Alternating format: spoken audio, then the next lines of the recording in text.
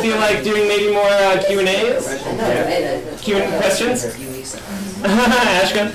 Okay, let's do a little show of hands, guy. Questions? Who wants to do like a Q&A section and maybe ask Heather some questions about SEO? How much time do we have? Like, probably about a half hour. Yeah, about a half an hour. Yeah. Okay. And the other option is, actually taking a website and kind of digging into it and doing some like keyword searching and just some advice for optimization on one of your guys' sites, and holding that up as a brutal example. Okay. So questions. Let's do the other one. Who wants to do the actual site side of things, like dig into that and kind of tear that apart a little more? Okay, let's try questions again. Who wants to do Q&A? Okay, questions, great. Perfect. Okay, awesome. So, Makes it easy. right. Does everybody have a worksheet? No. Okay. Well, let's start with that. Yeah, that's a good idea. Yeah, no, right. Some of the beer is the problem. And cake. Yeah, so if you guys want to just kind of hand this around that way. Just brush off the beer and hand this cake. around that way. This year. That was fine. Alright, we'll give you one. Perfect. And maybe hand a couple down this way, actually. I'm not sure. Thank you. And we got, perfect. And great. And while that's going around, let's start in on some questions for Heather. And this is kind of this is actually a good one to even like not necessarily go through the workshop on. This worksheet, I mean, mainly because we don't have a little visual aid here to actually show what's going on with the site live or anything like that. And the worksheet is meant to be really kind of a step-by-step walkthrough of just some general SEO and especially SEO copywriting tips for your site, and ends with some resources down at the bottom. So feel free to look that over and go over it in your own time and just kind of take the advice. And a lot of it is what Heather's been talking about, just straight from the talk side of things. And for now, who has some questions for Heather? And I'll just let you go ahead and kind of facilitate these. So go ahead and just call away. Okay, start with you. So aside from And why don't you say your name first, just and like maybe like a quick 5-word summary of what you do. What's your business? Like 5 words. I twist balloon animals. That was more than 5 words. Aside from creating Google optimized content, how else should I be spending my time to make my natural Google search rise in its ranking? For a local place page, one of the best things that you can do is get people to review your stuff. Because the reviews are key. They're going to be key for people that are looking at your stuff anyway, because everyone loves those reviews, those third-party testimonials that will help conversions. But Google is really into people reviewing on Google. They'll pull in the stuff from Yelp, they'll pull in the stuff from Citysearch, that's all part of it, but definitely spend time on asking people to get those reviews. And I know that can be really difficult sometimes. The way to do that, and this goes back to the psychological law of reciprocity. There is a way to get people to give you testimonials and reviews. So reciprocity states is that if I do something good for you, then you're going to feel all warm and fuzzy about me for a while. And that's awesome. But then, like, 3 months from now, you won't feel as warm and fuzzy about what I did for you. You'll remember it and you'll still dig it. But if I ask for the review 3 months from now, you might not do it. If I ask for the review right after I've done that warm and fuzzy thing, you'll do it right away. So when you do something rocking for a client, immediately ask them for that review.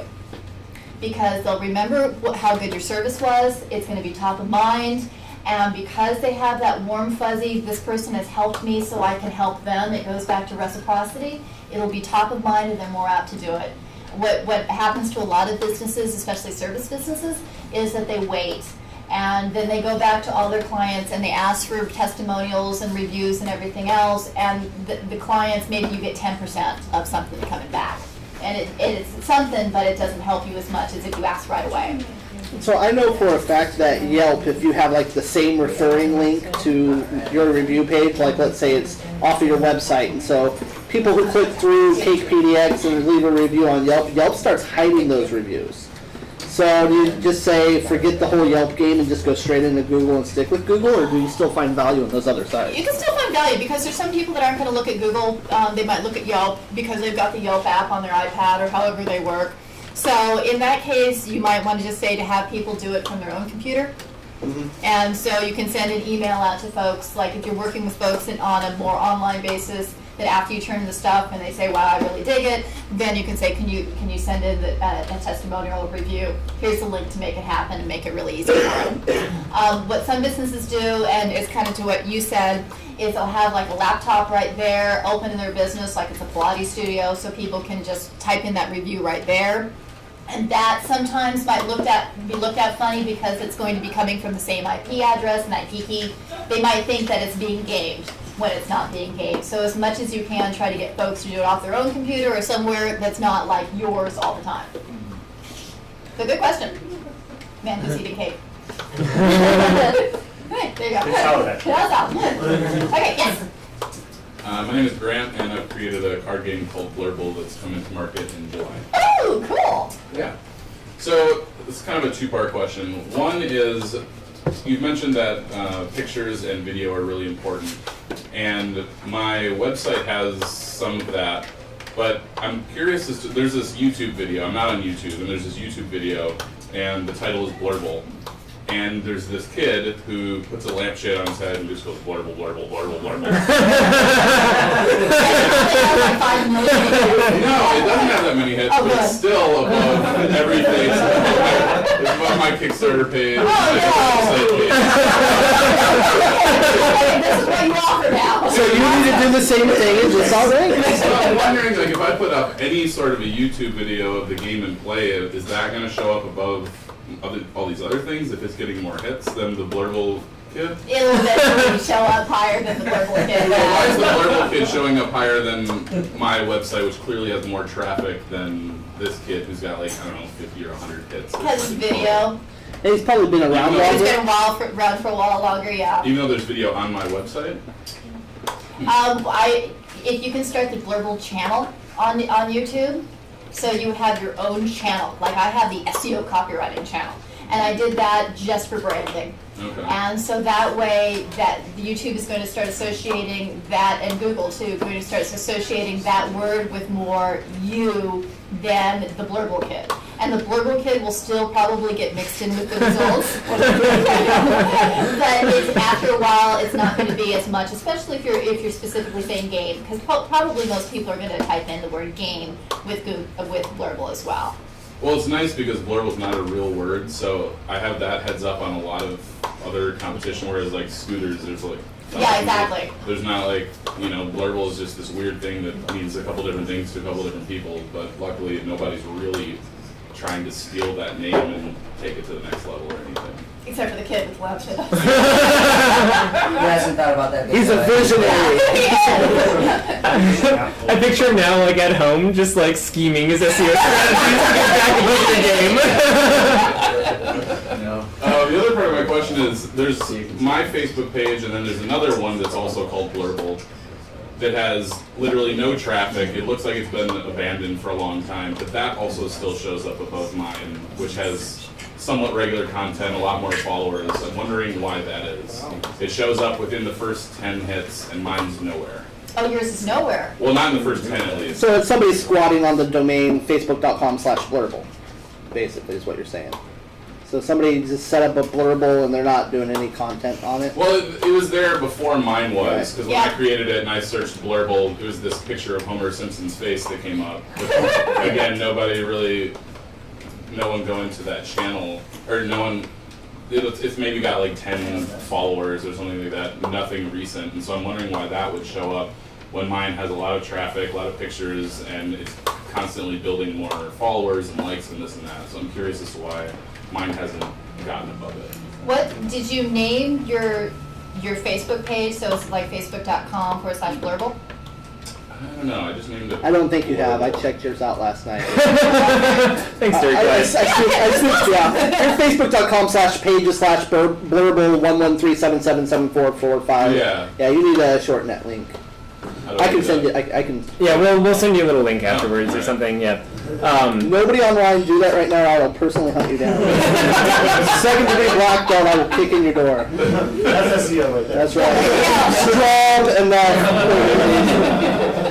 You know, another thing you could do, and it would be total guerrilla marketing if it made sense for the kid doing the whole blurble thing, is you could always put a little link on his YouTube thing of like, if you want to have another type of blurble, check out our site. And you can actually create a video that responds to his video that would appear on that page. Be like, this kid's playing too much blurble. Yeah. Or send them some of your game. Yeah, exactly. Keep playing the game with the lampshade. I mean, you can kind of have fun with it depending on how much you could work with that. But yeah, there's ways around that even too, depending on how guerrilla you want to get with it. Yeah. And it's not bad. You wouldn't be doing anything wrong. Video responses, Google wants you to do, and YouTube wants you to do the video responses. So it'd be totally cool. They want you to respond. Yeah. Respond with the blurble.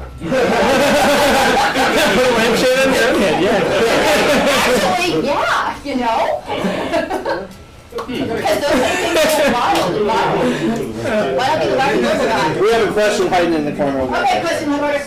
Hi. Yeah. So Who are you? Who are you? Who are you? I'm Patrick. Hi, Patrick. What does Patrick do? Graphics artist, video games, animation, interactivity, etc. Cool. So HTML, you can define all sorts of little words yourself in the programming. Is that foul play to define SEO words for, like, let's say, this is not just the content area, but this is the, I don't know, let's say tune style animation area, and that's in the HTML as part of your code. Is that frowned upon by Google? Does that make sense? What advantage would that have to the end user? Well, they would find my site better because Google's putting me up on the ranks. Yeah, and that's what it would be. So anything, and that's kind of like what we talked about earlier, is that anything that you do or somebody tells you, it's like, you can do this for Google, and this is really good for Google, Right. and your users won't see or whatever. It might be that you have a short-term game, and especially if with doing what you do, you probably can do some pretty elegant stuff to be able to scam Google for a little bit. Right, But it's on still the, a scam. yeah, because eventually you find it out, and then they get all pissy, and then they just make your site go away, and that's never fun. So, Right. yeah. Cool. To tie his question back into the media thing, are there any multimedia technologies such as like Flash and whatever that become kind of interruptive or to Google search capabilities? Whether you've got a Flash site versus like a Perl, all this kind of stuff. Or HTML5. Which ones are just simply not on Google's radar, and which ones does it like really? I don't know. Yeah, Google's gotten really good at being able to decipher a whole bunch of sites. The challenge with Flash, Google can technically read Flash if you've got words in a Flash animation going along.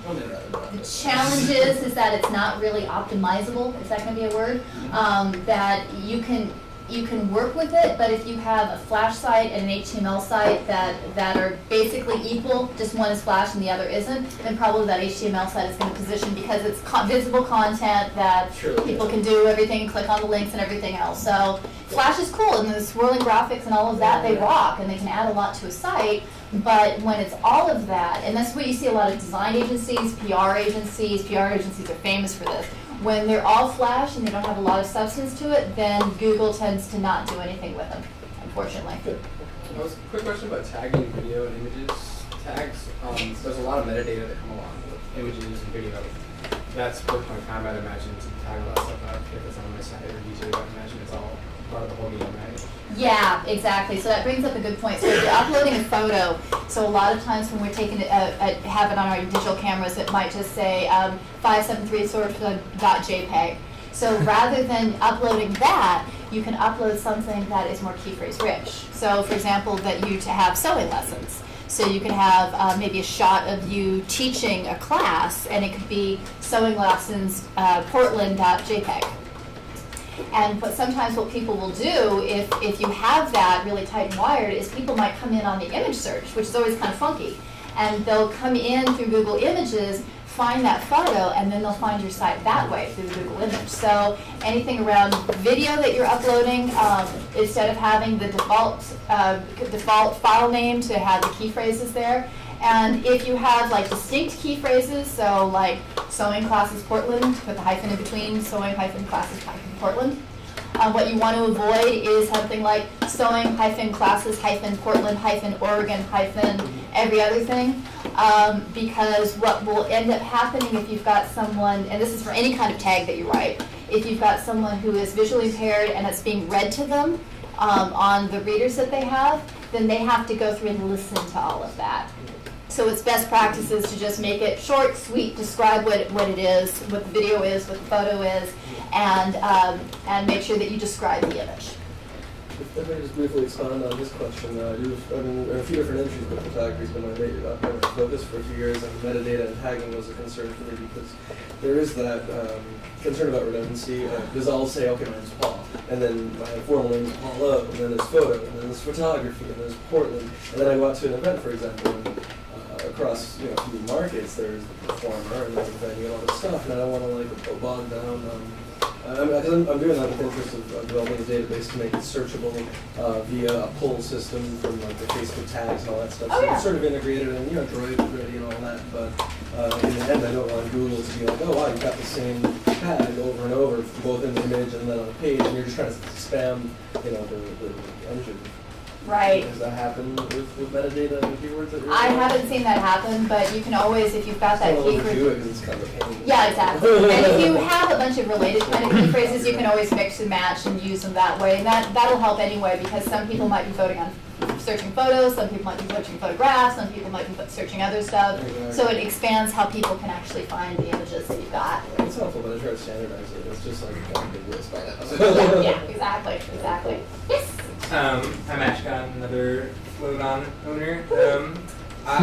If you're signed out on Google, like not logged into anything, are you getting the same internet that everyone else who's signed out is getting, or is it still being customized and manipulated towards your previous searches and all that spy magic? Yeah, it's spy magic no matter what. No matter what. So no one is seeing the same internet. no one is seeing the You same. probably won't get that friends on Google plus one this kind of data. No, although they have put that in with some people, Yeah. which is interesting. So even though you're signed out, some people have said that they still kind of know, but the search results are always going to be personalized.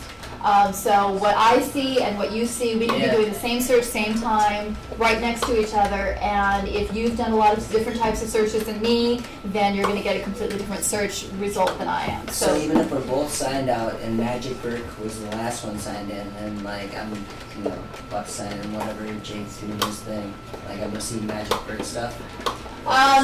Yeah, I mean, it would be influenced like anybody. If you guys use the same computer, then it would sort of have that aggregate personal history. So it's using there. like cookies and stuff like that. It's So just is all there a kind of perfect matter way to do a blind search on Google like another user, or is it because every user has their own history, each search is going to be different? The only way you can do it is you have to clear your cookies, clear your history. Or do we get a stew because all of us are on there doing our different things on, say, a Sure. company. Yeah, I think that's what you're saying. Yeah, let's Yeah, do. Sounds Yeah. like that's Yeah. just a big, yeah, What about onion routing? Could you just hide? that's interesting. What was that? So onion routing? Could you just hide your ID? Well, yeah, you can do that too. I mean, and there's some places, I can't remember what it is, that allow you to search Google anonymously because it's obviously a big deal for people. And you can always do private browsing and everything else, but and that won't technically have your search results anywhere in that pie. But the only way you can really do it to get clean search results is clear your history, clear your cache, start fresh. But the second you start searching again, then all of that data is going to be coming back, and Right. Google knows everything that you're doing at any given time. So I have a, do you, go ahead.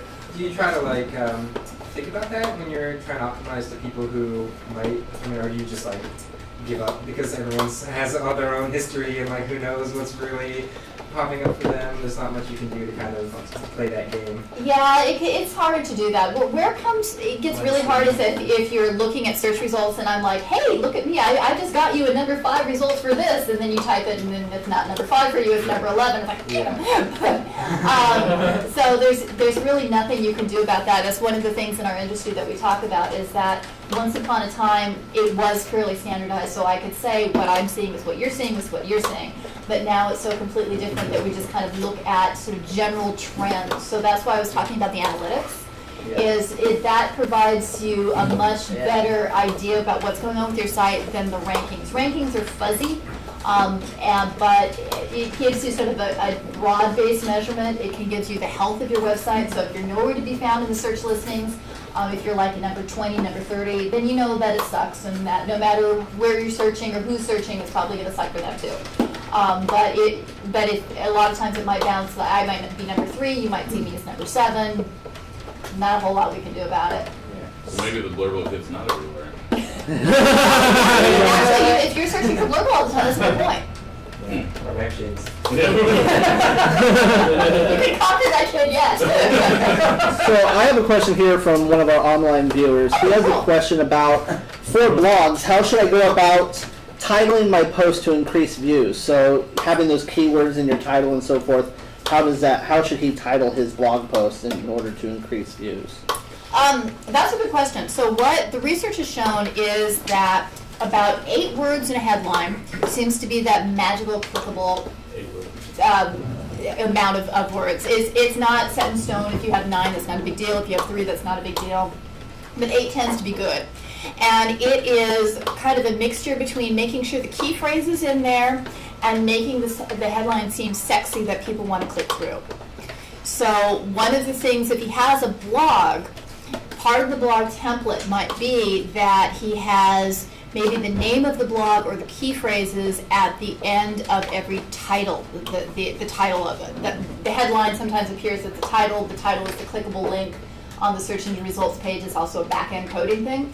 So for me, my blog post will be, like I wrote one of like, do you feel like a fraud? So I wrote that to self-employed people who feel like they've got all the success and they don't know why.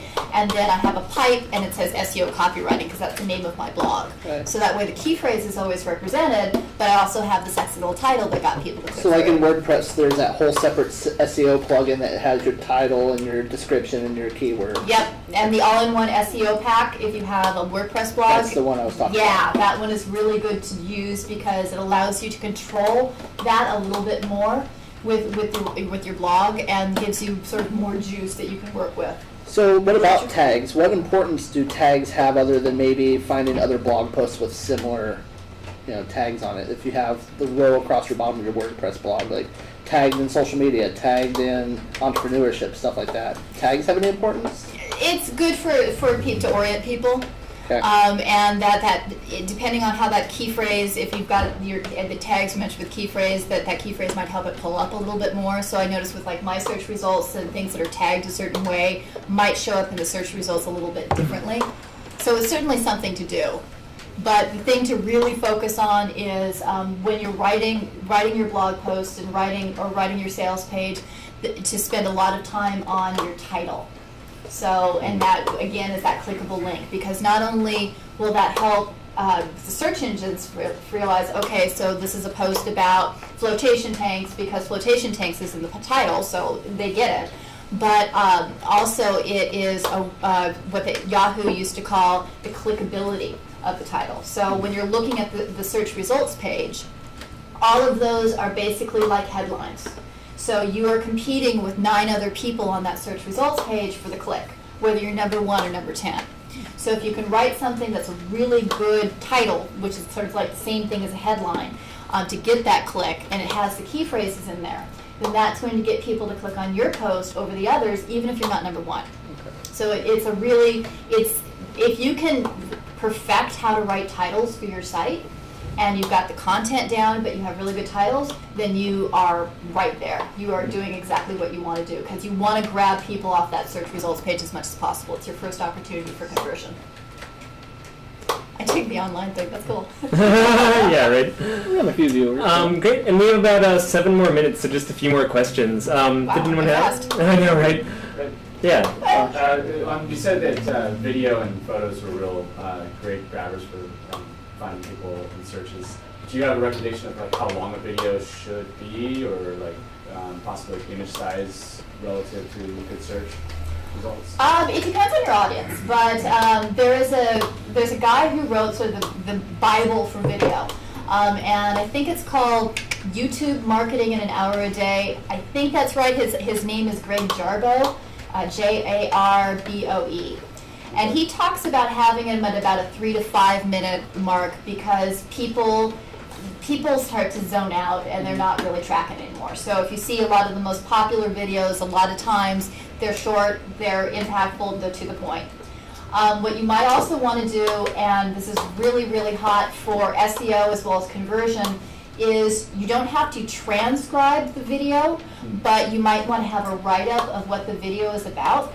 because there's people out there, like I hate watching video. I read so fast that it takes me too long to sit through a video. I want the information, I want it now, I don't want to wait. So one of the things that I've done on my blog is I have the video on my little YouTube channel, but on my blog every Monday I have the write-up of what the video, it's not exactly what I've said, but it sort of summarizes it. And so I've gotten a lot of conversions off of both sides of that, because there are the people who just love the video and they want to hear me talking through it, and then there's the people that are like me, that they just want to read. And for the people who just want to read, when I've got that video embedded on my blog and I've got the text around it, that page has that extra SEO juice because it has text. It gives you another opportunity to include key phrases, another opportunity to include a call to action, which you wouldn't necessarily be able to have on your video. You can certainly optimize your YouTube video page for that video. They do have that now with HTML5 where you can click on the videos. So there's somewhat of like a call to action you create based on that. YouTube has something similar in effect for that. Click on the link. Right. So and you are optimizing, if you do work with video, especially for you, is when you're writing your description about the video on YouTube, and this is something that Greg's book goes into, is to have a link to your site like really quick in that description. So when people are looking at the description, it's usually you can only see this much unless you click more to open it up. So that way they can see, okay, so this is from the site X. So if they don't want to watch the whole video, or if they're really excited after watching the video, then they can click, some people will click on a text link before they click on an image link, and it goes straight to your site. Okay. Good question. Awesome. Anything else? So how do you, going into consulting about SEO, which is something I'm sure you do quite a bit, how do you handle some of the objections when people have been told the old school or black hat SEO? How do you overcome some of that? Let's say, like, I'm trying to present a website to somebody and they say, no, it needs this, that, and this, and it's totally going to hurt their ranking. How do you kind of educate them? And you're talking about like an entrepreneur that doesn't have time to read all the blogs and so forth. How can you quickly gain their trust? What do you turn them on to? Besides your site, of course, but yeah, just... On Google, if you get into the Google Webmaster Guidelines, a lot of times Google, like I said, will spell all of that stuff out. So they won't give you the secret sauce about here's how a page gets ranked and here's what to do, but they'll say things like, don't set up a bunch of different websites and to try to game the engines. Don't have a bunch of invisible text. Now, say that that's not included in the guidelines for whatever. Then what I'll do is I'll start going to trusted forums that I know, or sometimes I'll ask somebody on Twitter, and I get folks that are good experts in that field to be able to back it up. But typically, those kinds of things that people are suggesting are so old school and so either black hat or haven't worked for years that you can pull up instances like, keyword density is no longer a factor in this, and here's a Matt Cutts video talking about that it no longer works, and here's another article that talks about how it no longer works. Okay. And that helps. And at the end of the day, sometimes I will like, this isn't going to work, it's going to hurt you.